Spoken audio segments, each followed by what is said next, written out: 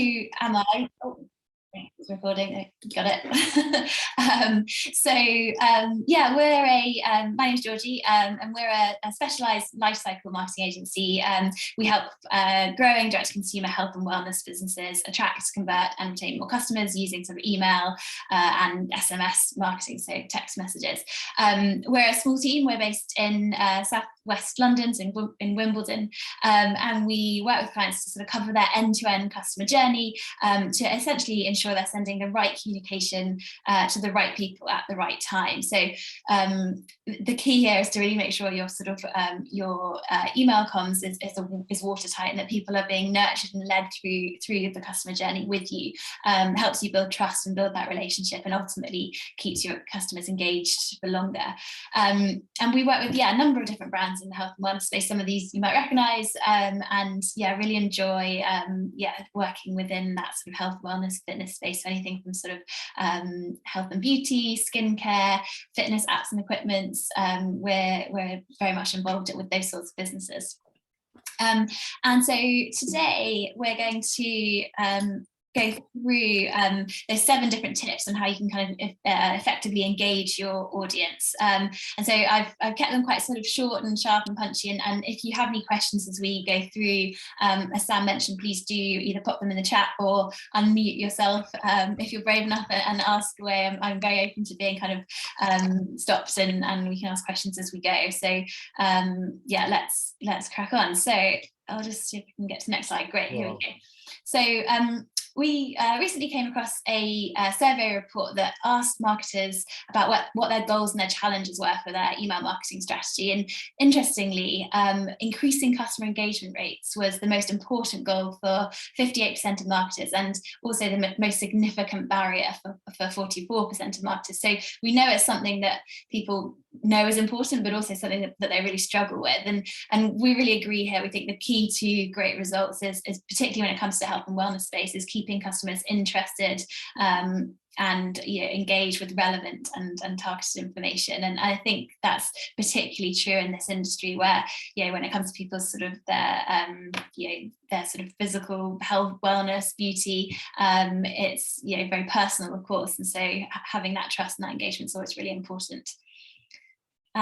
Great. Okay, so right, I'm going to dive into these top 7 tips, and these are kind of based on our own experience, working in the industry and working with a number of clients across the sort of the space. So as I said, please do interrupt me as we go along, and if not, I think we're saving some time for some questions at the end, so we can do that too.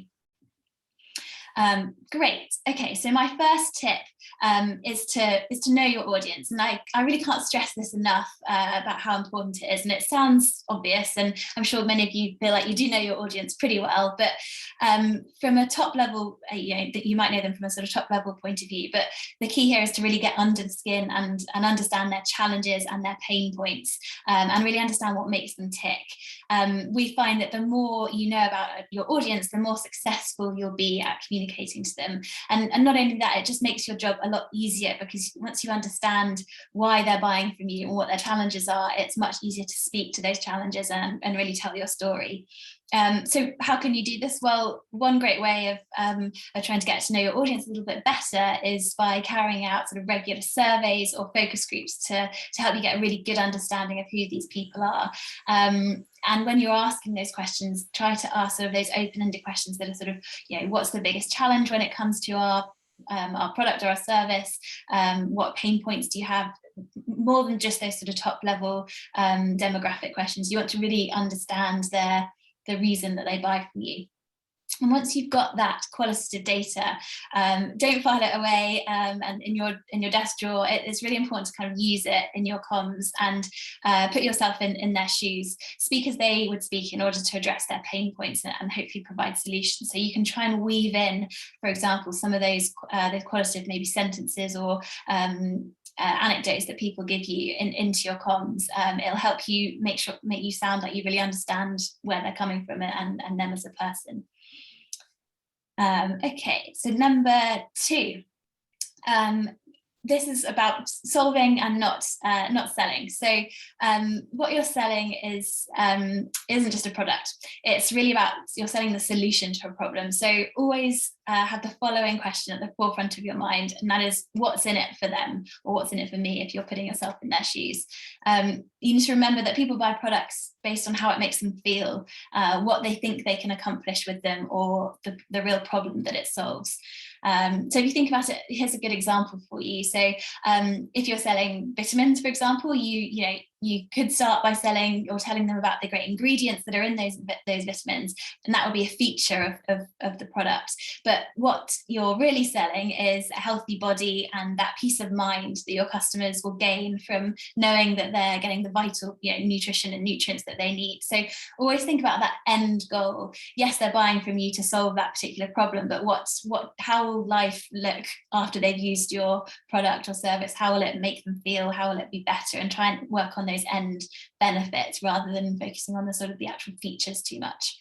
There's quite an interesting example here from Lush. So hopefully you can see this okay, but they're not focusing necessarily on the features of their sort of sleep inspired body lotion and shower gel. Instead, they're focusing on the end benefit of a good night's sleep, which is ultimately what they're selling. So it's always important to solve and not sell.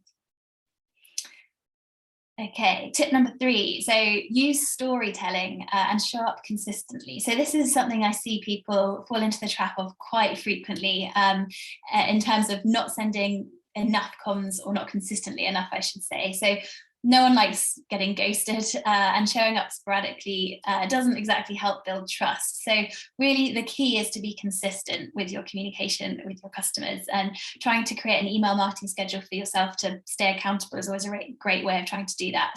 And then when it comes to the content, try to focus on content that sort of leans on the storytelling side of things, and it inspires your readers and provides additional value to their experience. So I'm not necessarily saying you need to go hard with the salesy messages all the time and focus there. It's actually about the wider proposition and how you can weave in sort of value add into those comms. What other information that's relevant to whatever you're selling to them, but that could help them, whether it's sort of blog content on particular articles or particular areas that they might need some education on, for example. So yeah, trying to include relevant content that relates to your brand's message and the interests of your subscribers is a really key tip. One of the ways you could do this, of course, is creating an email newsletter that's rich with lots of value-added content. You could include news, customer success stories, top tips. Try to keep it quite fun and engaging, and also ideally following a sort of similar format each fortnight or each month, however frequently you're sending that newsletter, so that people look forward to opening it and then they know what's coming. They look forward to that monthly tip or whatever it might be. We find that when a brand is able to connect with their audience on a personal level, they're able to build long-lasting relationships and drive customer acquisition and conversion much better. So it's something to definitely keep in mind. And interestingly, we found, so according to Forbes, millennials, as I'm sure most of you know, are no longer becoming engaged through ads themselves, that they're really expecting more from brands and online content. So it's very much about that extra value that you can provide. Not only helps you build trust with your customers, but also builds that sort of ongoing relationship. Great. Okay, so tip number 4 is to use powerful subject lines and headers. So as we all know, inboxes are constantly flooded with personal, professional and promotional emails each day, particularly this week with Black Friday, Cyber Monday weekend. And so while we sift through our inboxes, I'm sure like me, you're using the subject line to make a decision as to whether you're actually opening or going to delete that email. So you really have that split second to grab someone's attention and ideally encourage them to open your email and engage with you. So in that sense, it's really crucial that you create subject lines that appeal to your readers and therefore lead to higher engagement rates. Is obviously the first step to engagement is getting someone to actually open your email in the first place. And so, strong subject lines are short, descriptive, promising, can sort of spark curiosity.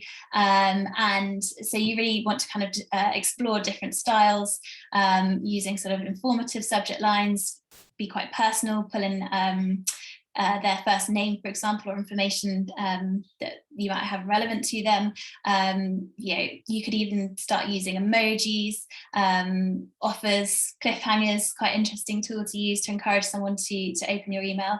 But there's a whole host of different levers that you can pull, but really the key here is to experiment and see what works. You could try A/B testing, but go with a sort of hypothesis. Are you going to see whether your audience responds to a subject line with or without an emoji in it, and just change one variable each time you do it, so that you know what's actually having the impact on that subject line or that open rate. Okay, and then number 5, so segment your lists. Again, this is something we see people not doing all too often, and it's something, it's really crucial to making sure that people are engaging with you, or to increase those engagement rates. Unfortunately, the days of a sort of one-size-fits-all approach to email marketing are long gone, and as you all know, we're all receiving so many emails these days that it's so important that the emails you are sending are highly relevant and feel personal. And actually, the highly segmented campaigns return more than a sort of 3 times revenue per recipient compared with your unsegmented campaign. So although it seems like a bit of a chore at the time, it really is worth taking that time to do that. Segmenting your lists will also help you build better relationships with your audience, as your comms will feel much more relevant, hopefully, and therefore keep subscribers engaged with your brand for longer. So for those of you who aren't sure, segments are essentially a group of contacts defined by a set of conditions. So for example, you might create a segment of people who have made a purchase from you by defining those conditions within your email service provider as someone that has purchased from your store at least once, for example. And depending on which email service provider you're using, you'll have different levers or parameters that you can pull to create those different segments. So you might want to create a VIP segment, or there's a number of different segments that you could look at. I actually wanted to touch on 3 segments which might be useful for you with Christmas around the corner, and you can use these segments to particularly sort of target sales or Christmas gifting, for example. So the first of those 3 segments that we recommend is your VIPs. So these are the people who bought from you frequently, and you could think about sending, potentially early access to a sale or something exclusive that you're able to offer, whether that's discounts or some other sort of incentive that you're able to give away. But your goal is really to retain them by treating them like VIPs, make them feel special. And you might segment your VIPs based on people who have a certain order value, or for people who've made X number of purchases. Your VIP segment will be different from someone else. It's all about what's a sort of important or valued customer to you, but generally it's based on the number of times they might have purchased, or their order value, for example. Sale shoppers, this is another great and often underused segment to use. So you can look to highlight those people who regularly shop with you during sale periods, for example. So this segment is really likely to reach high revenue and increased customer engagement. So make sure that if you are doing a sale, that they get all of those sale emails, and you can again target these people by defining those parameters within your segment to sort of identify people who bought during that sale period. And the key here is to, post-sale, think about how you can encourage them to return all year round, so that they're not just shopping for a deal. How can you incentivize them to shop with you at other times of the year? And the last one is your engaged subscribers. So these people have engaged with your brand recently. They therefore have the potential to buy from you soon. So perhaps this audience has been active on your site, or maybe they've clicked an email recently. And note that if you do target this audience, keep an eye on the results to make sure that engagement doesn't drop, that you are keeping that engagement up throughout the year. But that's a particularly good one to target, particularly around this time of year when people are looking to spend money around Black Friday and Christmas coming up. So hopefully that gives you a good sense of the importance of segmenting your audience, but also gives you some inspiration on a couple of segments to use over the next few weeks and months. And number 6, so here we've got creating polished email designs. Again, this is something we see crop up, and it's often easy to fall down the trap of trying to cram loads and loads of information into an email, and therefore often it ends up looking a little bit messy and cluttered, and can turn people off, at the first sight. So generally we suggest that you actually try to have one message per email, one thing you want someone to do, because if an email is difficult to read, the chances are that your recipients are probably going to stop engaging with it. So we always recommend having clear, crisp, creative email design. It's really essential to customer engagement, and the key is to use eye-catching, relevant images. Images are a great way to get across a lot of information without having to clutter up email with lots of copy. Use short blocks of copy and encourage customers to read through the entire email. So there's a couple of examples here, which you'll see have minimal text, but lots of kind of iconography and imagery to help tell the story. And as you all know, people are reading emails on their desktop or on their laptops much less frequently these days. I think the last stat I saw was sort of 68% of emails are opened on mobile. So again, it's really crucial that your emails are responsive, and that they do shrink accordingly to according to the device someone's using, equally not too small that people can't read them anymore. So it's stuff like making sure your call to action buttons are big enough for people to click on with their thumb, for example, whilst they're scrolling is really important. Great. And then email 7, so last tip, is using email automation. So this is there's been a lot of information, kind of lots of tips here, but actually using an email automation provider is really key to be able to help do a lot of the heavy lifting. And so in order to create segmented lists or send out targeted email campaigns, measure their effectiveness, you really need to have a reliable email marketing automation tool in place. It will help take a lot of weight off your mind, I think, because you'll be able to automate a lot of these campaigns and have them running in the background. And equally, if you'll be able to sort of see what's working, what's not, and iterate as you go and optimize and make sure that you can sort of continually tweak your campaigns. If you don't have an email service provider sort of in place, just as a top level, they allow you to implement workflows and send out quite timely, consistent, targeted email campaigns that are relevant to your subscribers. So it means you don't always have to sort of think ad hoc about what you're going to send and sort of put it together the night before. It'll help you plan ahead a little bit more, and actually put a lot of those sort of automations in place so that it's running in the background. And then the analytics within marketing automation tools, like MailChimp or Klaviyo, there's plenty of different tools out there, will really show you what's working, what isn't. So the tools, you're able to see that how your email campaigns perform the best, and also segment your lists, as we touched on earlier. And then from that, once you sent out campaigns, you can see what people have clicked on, and that might help also and sort of inform your strategy going forwards. And so with that in mind, there are a number of different email automations that you would recommend you have in place. The couple here that I've chatted through or about to chat through, in fact, will give you a sort of sense of what those foundational campaigns might look like, or foundational automations, I should say. So these 5 series are a really good starting point to put in place for your customers. And once you've got these built and they're running and they're being triggered to the right customers at the right time, a bit of weight will hopefully lift off your shoulders. You've got that in the background, and you can then on top of that sort of layer on your newsletter campaigns or your sale promotional campaigns, that sort of thing. But you'll know that you've got these hopefully nurturing people through that customer journey. And so I'll talk through some of these in a bit more detail. So starting with your abandoned cart, so that's does what it says on the tin. It's for people who have added something to their cart but haven't quite got around to checking out yet. So for this series, I recommend 3 emails, usually sort of as a good ballpark. Usually people just put 1 in place, and I always recommend to bump it up to 3. Gives you 2 extra chances to try and hook someone back in. And I'd send the first one, fairly soon after someone abandons their cart. So usually sort of within the first half an hour to an hour of someone not completing their checkout. You want to kind of strike while the iron's hot here and get them to come back.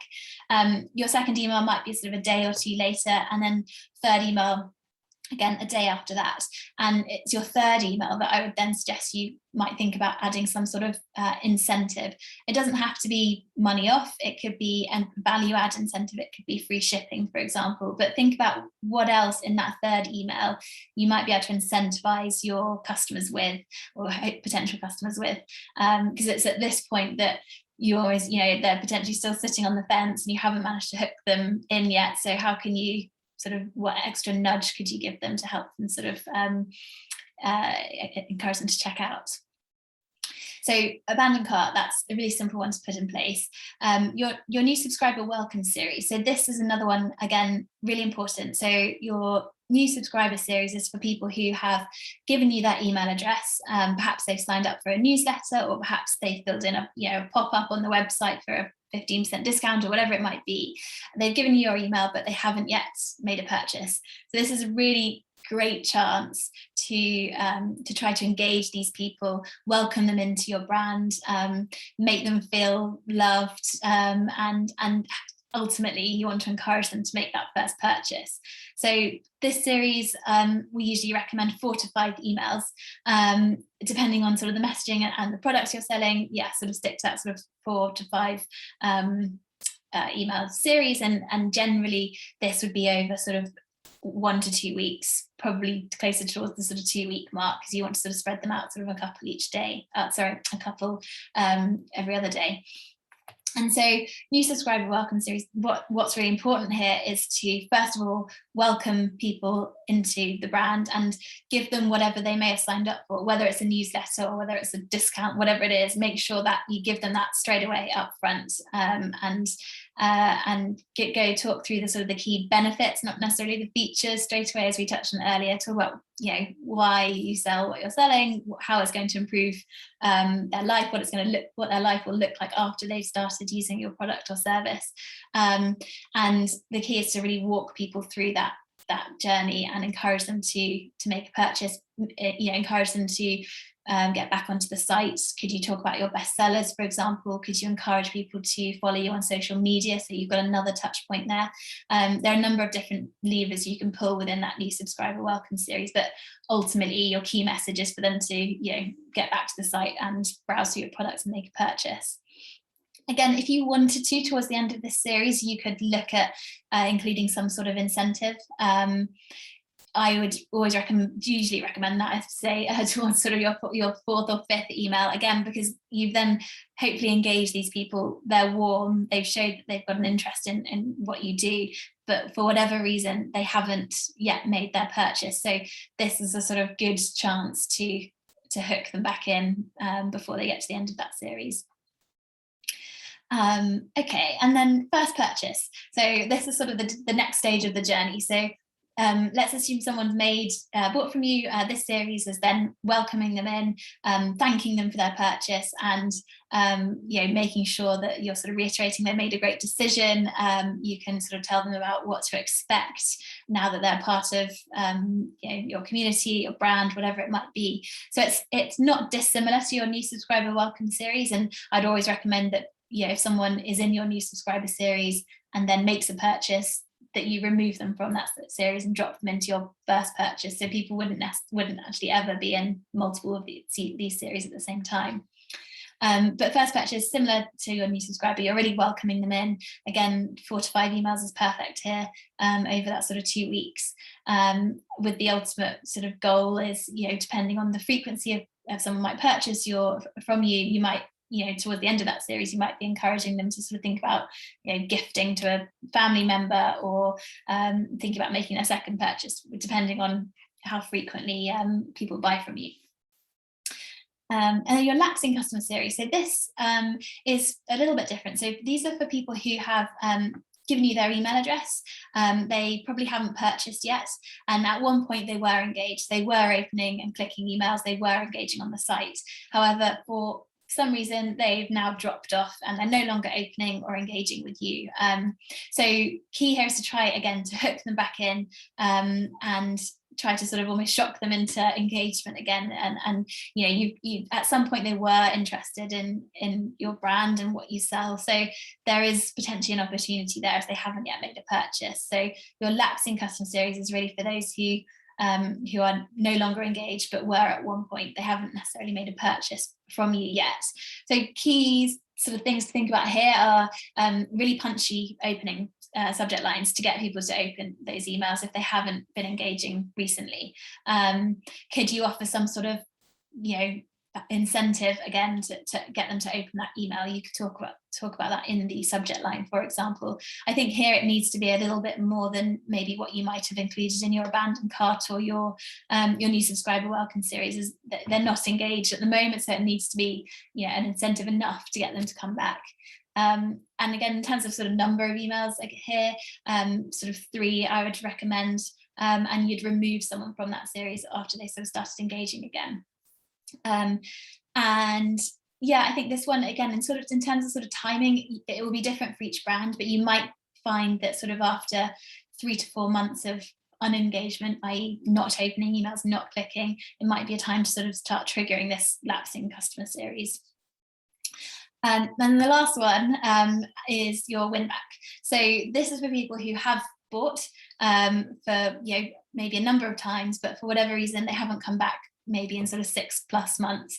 So this is a really important series because, you know, these were engaged customers, and so it's a really you know, obvious one to try and win them back rather than focus on kind of necessarily getting new customers. And these people are, you know, have a high sort of value to you. So again, similar to your lapsing series, but this one's just more for customers. So I would look at sort of showing them a bit more love, you know, the sort of "we miss you" type campaigns I'm sure you've all received. Again, showing them or offering them some sort of incentive. Depending on how many times they've bought, you might kind of change that incentive along the way. But it's, yeah, a really good opportunity to sort of hook people back in and get them to purchase. God, this is the most talking I've done in a long time. I'm losing my voice now. I'm nearly there. You could take a break if you want. I feel like you've just been like, yeah, talking. There's so much useful information and everything, like even just the timings of when to do them and how many to be in a series and all of that, I think is so useful. And it kind of sounds really obvious. And I feel like when we spoke and we went through it with Curate, like it sounds so obvious, but it's just taking the time to do it, think it through properly from your end customer's point of view. Exactly. Okay, so I think that's it. Those are the main tips I have to share today. And I think I really sort of thought about what's going to be the most useful things and what we see people make mistakes around so often, you know, the most often. And I think it is those, you know, those things around making sure you really know your audience, that you've got those automations in place, polished, clear design, subject lines. They're all really important levers to sort of get right before you then move on to the next stages. So I really hope you found those tips valuable. The key is to really ensure that you're looking at your entire customer journey, which is what we did with you, Sam, to really kind of look at where people are coming in, what are the different touch points and steps that they go through. It's very easy with email marketing to sort of look at it as a siloed approach and looking at sort of individual emails, but it's much more efficient to sort of take that step back and look at it as a whole. And so hopefully that gives you sort of a good sense of how we work and the different sort of approach that we take when it comes to someone's sort of customer life cycle. The penultimate slide is just a little bit more about how we work. So essentially we're working with clients on a sort of two-phased approach. The first being that initial strategy piece to work out that entire customer journey and all the different touch points needed before we then often work with clients on the implementation as well. there are a whole load of different email service providers out there. As I'm sure you'll know, you'll probably recognize some of these logos down at the bottom, but yeah, we recommend a number of different ESPs to use and can sort of slot in and work with clients from whichever email service provider they're using. They're all very similar, to be honest. They all do the same thing, but in a slightly different way. So it's quite easy to sort of slot in with whichever tool a client might be using. And yeah, hopefully that's given you a really good sort of sense of what, you know, some tips you can take away, and it's hopefully been quite practical. Please do feel free to get in touch with me if you have any questions, and I know Sam's going to send through the slides afterwards as well. So my email is georgie@popup.co.uk, and our website's there for you too. Or equally, if you've been listening along and you feel that this is perhaps more than you can handle internally and you would like a bit of extra support, more than welcome to book in a sort of complimentary intro call with me, and I can talk through some suggestions, recommendations to help you sort of get on your way. And equally, if you'd like some sort of more formal support with us, then very happy to chat through what that might look like as well. But yeah, I think now probably going to open up to a few questions. There was a lot of information there, so please feel free to ask away, and I'll happily answer anything that comes through. Yeah, please pop your questions in the chat, or if you want to unmute yourself and ask your question, please do. I would love to know from you, sorry, just to kick things off and be a bit selfish while we've got you, what's the average expectation for open rates and click-through rates, and are they the two kind of most important things to be looking at when you're looking at your analytics? Yeah, that's a good question. I think so. Open rates and click-through rates will vary by industry, and there's different benchmarks that you can use. And again, it would also depend on the audience. So you'll see a difference in your open rate from leads to customers, most likely, and equally on the click-through rate as well. I would recommend, in terms of sort of leads, so people who haven't necessarily bought from you yet, open rates around sort of, anything around 20% mark is good to aim for, or plus is always a good thing. On kind of when you're thinking about your customers, I'd expect it to be a bit higher than that, because hopefully they're more engaged. And also it depends on the type of email you're sending. So for example, your first welcome email will get most likely a much higher open rate than your lapsing customer journey, for example. So it varies quite a bit. But yeah, open rates, click rates are good to look at. But ultimately, what you want people to do is to look at the conversion rate of the action you wanted someone to take. So whether that's to sign up for a loyalty program, or refer a friend, or make a purchase, that's also always a good metric to include as well. But there are a whole host of different sort of analytics to look at, but open rate, click rate, and how people are engaging is a really good start. Great, thank you. Any other questions from those that are still left here? Don't be shy. And if not, then we'll give you a minute to have a think, and also write them in the chat, because I've been on Zoom calls before and they're like, any questions? Okay, no. And you're like, oh, I haven't written it yet. But yeah, do get in touch with Georgie, and if you're happy for us to share your details for those that are here with Georgie, she'd love to kind of just reach out again, make sure that you kind of took everything you could away from this, and really understood and got to the bottom of your kind of newsletter marketing. I know that, I don't know if all of you were here at the beginning, but we've put into place, not all, but some of the cycles that you put together for us, Georgie, and we've had an amazing boost, especially in our not lapsed customer, the abandoned cart, but 20% increase in that. So that was really good. So I think it is just taking the time to sort of spend on this, and really you can see the results come through. Okay, I've got a question here. Any top tips for building our email database? Ours is pretty static despite having an email capture pop-up. Yeah, that's a great question. There are lots of levers you can pull here. I think it's about email pop-up, making sure it's obvious, making sure you've got a really a good enough incentive for someone to give you their email address. So you could, I don't know what you're offering at the moment, whether it's a discount or signing up for a newsletter, whatever it might be. One thing we see work quite well is to use what's called a lead magnet.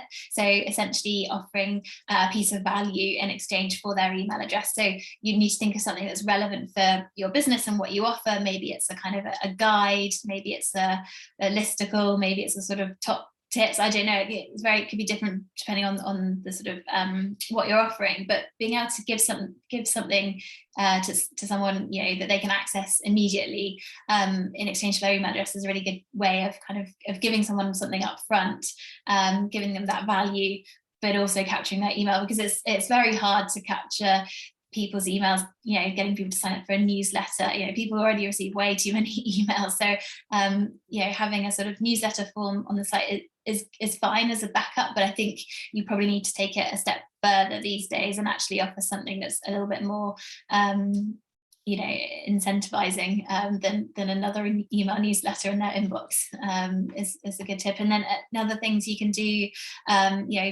get people to use your social media channels to run competitions to collect email addresses, point people to giveaways, whatever else you might be doing. It's another good way to sort of capture those email addresses to build your list. But I think I tried to be clever around what incentives you can give people that's encouraging enough for them to kind of pay for it with their email address, and don't be afraid to drop sign up forms throughout the site. They don't just have to be on your homepage, for example. Make sure they're really clear and that people can see them.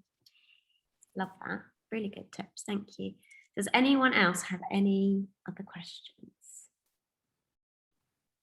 If not, then we will send you the recording. And feel free to get in touch, Georgie, and if you're all happy for us to do so, we'll share your emails with Georgie. For her to get in touch, please send me a message on here if you'd rather not. And just a quick note from us, this is going to be our last collective talk of the year. Everyone, I understand, is so busy with the run-up of Christmas and even Black Friday this week, but we are going to give it a bit of a break until next year, and we are asking anyone that has attended our previous collective talks or as part of our community to please let us know anything that you want to know for next year, any kind of topics or experts you've come across that you would love to hear speak. We'd love your feedback, and thank you so much for joining us today. We've managed to keep it under an hour, which I always think is great. And thank you so much, Georgie, for taking the time and presenting and speaking to us all today. No, you're welcome. Hopefully, hopefully everyone's taken at least 1 or 2 tips away there. So no, I enjoyed it. Thanks very much. Amazing, great. And thank you guys all for joining, and we'll speak soon. Have a lovely rest of your afternoon. Thanks, Georgie. Thanks.